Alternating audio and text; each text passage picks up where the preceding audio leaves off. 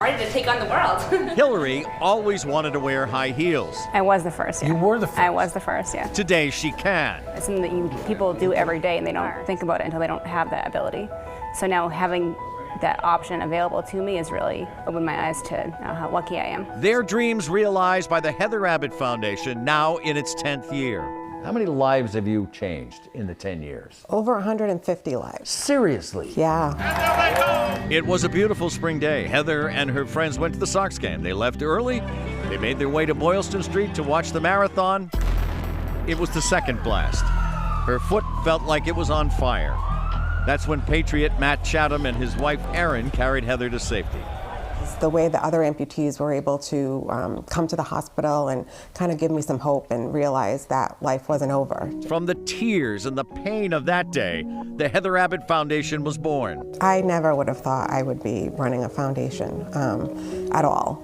It would probably have been the furthest thing from my mind. Insurance companies will provide a functional prosthesis, medically necessary, but cosmetic, athletic, not covered. I met Heather Abbott almost 11 years ago now. Ian is training for his first Boston, raising money for the Heather Abbott Foundation.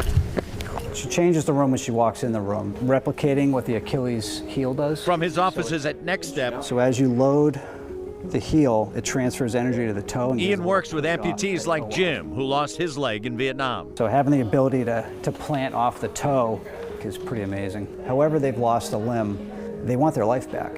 Jim, if you come in, I might tow you out a hair. What do they like to do on the weekends? Do they, play sports with their children? Do they like to go on hikes? Do they like to go swimming, running, biking, or just walk? That looks better, Jim. We like to build that goal structure based around what they did prior to amputation. All those would be possible? Yep, yep. People are pretty strong. My eye goes to the be strong. Where do you find your strength? That's what I want to know. I think I am just a relatively positive person. I try to be anyways. Being able to recognize what you can't change and not dwelling on it. And the Heather Abbott Foundation has recognized what it can change and done it. For me, especially that high heel leg was so important to me. This is a mirrored copy of your other foot, right? It is. It was made from a mold of my other foot, and it looks just like it, the toenails and everything. Feeling like my life was going to resemble something close to what it did before Right. I lost my leg. And to not be able to have that, I'm not sure how my recovery would have gone. They could be manicured. You could take the nail polish off and put the nail polish on. You can, yes. You can change the nail polish. Oh, good. You can even have a tattoo if you want. Okay.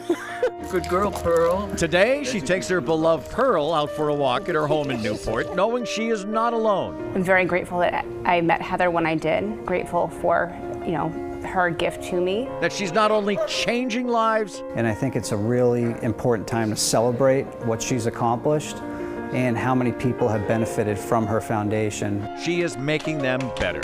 And so it makes me feel positive that its legacy will live on beyond me.